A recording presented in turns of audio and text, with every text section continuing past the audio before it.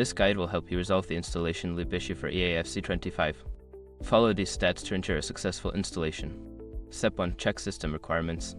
Ensure your system meets the minimum requirements for EAFC25. Check your operating system, processor, RAM, and graphics card specifications to confirm compatibility. Step 2. Clear temporary files. Navigate to your system's temporary files and delete them. This can help eliminate any corrupted files that may be causing the installation loop. You can do this by typing run in the search bar, entering %10%, and deleting the files in that folder. Step 3. Disable antivirus and firewall. Temporarily disable your antivirus software and firewall. Sometimes, these security programs can interfere with the installation process.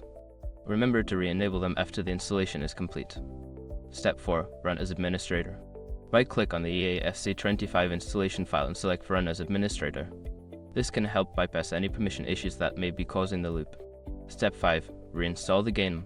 If the previous steps do not resolve the issue, uninstall EAFC25 completely and then reinstall it. Make sure to download the latest version from a reliable source to avoid any corrupted files. By following these steps, you should be able to resolve the installation loop issue and successfully install EAFC25. If problems persist, consider reaching out to EA support for further assistance.